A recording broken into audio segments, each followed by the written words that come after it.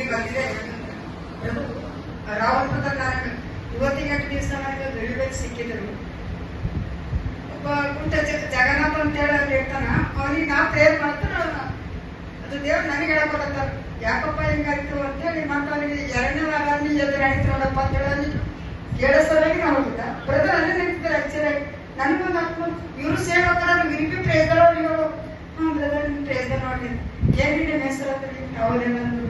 ಮತ್ತು ನಮ್ಮ ಹಿಂಗೆಲ್ಲ ಜನ ನಡೆದ ಸಿಸ್ಟರ್ ಭಾಳ ಮಿರಕಲ್ ನಡೀತಾವಲ್ಲಿ.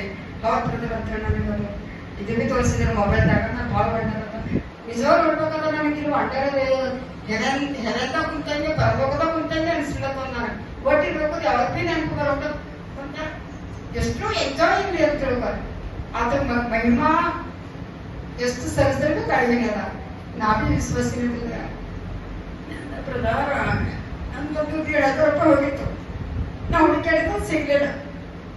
ಅಪ್ಪದಂದ ದೇವರಂದ್ರು ಮಗ ಇನ್ಮೇಲೆ ನಂಬಿಕೆ ಇಟ್ಟಿದ್ದೆ. ನಾಳಿಂದ ಪ್ರೇಯರ್ ಹೋಗ್ಬೇಕಂದ್ರೆ ಪೈಸೆ ಇಟ್ಟಿರಲ್ಲ, ದೇವ್ರ ಸೈತಾನ ಆಕ್ಷನ್ ಮಾಡ್ತು ಎಲ್ಲ. ಮತ್ತೆ ನೋಡಲಿ ಒಂದ್ ವೇಳೆ ನಮ್ಮ ಬ್ರದರಿಗೆ ಮಾತಾಡ ತಿಳಿಸ್ತಾರ ಅಂತ ಕೇಳಿ ನಮ್ಮ ರಾವ್ರ ಬ್ರದರ್ಗೆ ಅವ್ರಂತೂ ಒಂದೇ ಮಾತು ಸಿಸ್ಟರ್ ನಾಳೆ ಜನ ಸಿಗ್ತದ ಕರೆಕ್ಟ್ ಆಗಿ ಮುಂಜಾನೆ 9 ಗಂಟೆ ನೋಡ್ತಿರ್ಲಿ ದೇವ ಪೈಸೆ ವಂಡರ್ತೀನಿ. ಅದಕ್ಕೆ ಅದ್ಭುತ ಸ್ವರ್ಪಕ್ಕೆ ಆಲೋಚನೆ ಕರ್ತೀನಿ ಅಂತದ.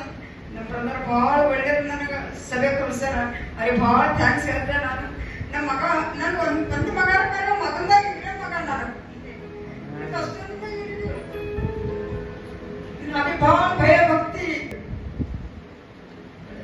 ನೀವೆಲ್ಲ ನನ್ನ ಕಡೆ ಪ್ರೇರ್ ಮಾಡಿ ಬ್ರದರ್ಗೆ ತಂದೆಗೆ ಭಾಳ ಥ್ಯಾಂಕ್ಸ್.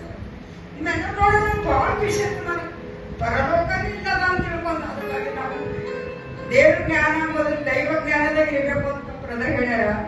ಯಾವಾಗ ನಮ್ಗೆ ಈ